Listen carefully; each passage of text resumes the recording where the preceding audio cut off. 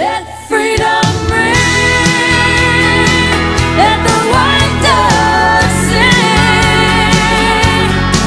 Let the whole world know that today is the day of a reckoning. Hello, this is Benjamin again, and I got this great email the other day I thought you might like to hear. It's titled 545 People versus 300 Million People, and it was written by Charlie Reese, and this is what he had to say. Politicians are the only people in the world who create problems and then campaign against them. Have you ever wondered if both the Democrats and the Republicans are against deficits? Why do we have deficits? Have you ever wondered if all the politicians are against inflation and high taxes? Why do we have inflation and high taxes?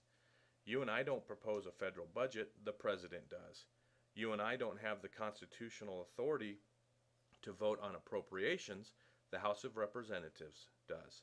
You and I don't write the tax code, Congress does. You and I don't set fiscal policy, Congress does. You and I don't control monetary policy, the Federal Reserve Bank does. 100 senators, 435 congressmen, 1 president, and 9 Supreme Court justices.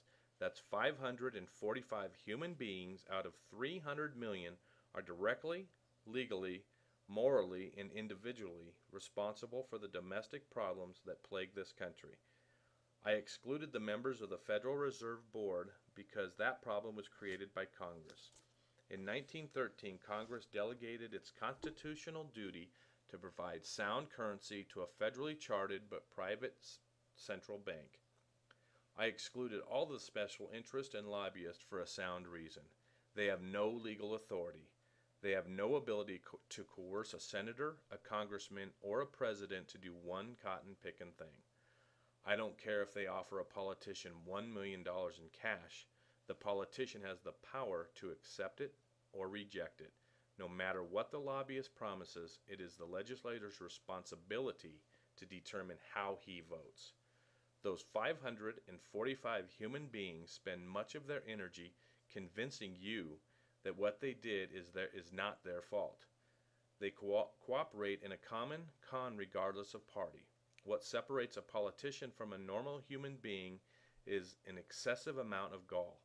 No normal human being would have the gall of the speaker who stood up and criticized the president for creating deficits. The president can only propose a budget.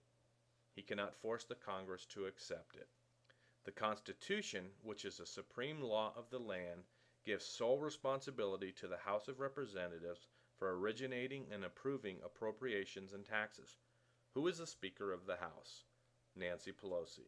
She is the leader of the majority party. She and fellow House members, not the president, can approve any budget they want. If the president vetoes it, they can pass over it, the veto, if they agree to. It seems inconceivable to me that a nation of 300 million cannot replace 545 people who stand convicted by present facts of incompetence and irresponsibility. I can't think of a single domestic problem that is not traceable directly to those 545 people. When you fully grasp the plain truth that 545 people exercise the power of the federal government, then it must follow that what exists is what they want to exist. If the tax code is unfair, it's because they want it unfair. If the budget is in the red, it's because they want it in the red. If the Army and the Marines are in Iraq, it's because they want them in Iraq. If they do not receive Social Security but are on an elite retirement plan not available to the average person, it's because they want it that way. There are no insoluble government problems. Do not let these 545 people shift the blame to bureaucrats, whom they hire and whose jobs they can abolish, to lobbyists whose gifts and advice they can reject, to regulators to whom they can give the power to regulate and from whom they can take the power away.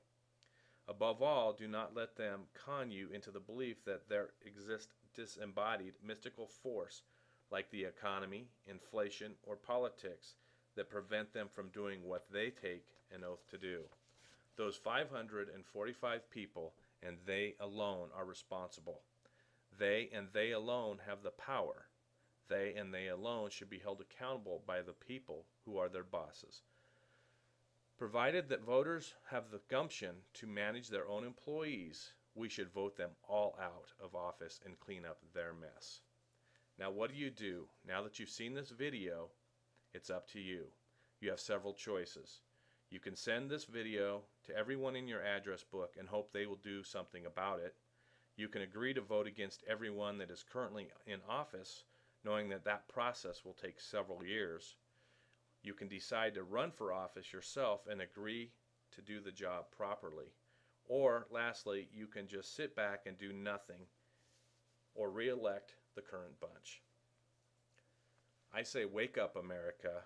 Please join me and send this video to everybody you know. And please join me at IamOneAngryAmerican.com. That is IamOneAngryAmerican.com.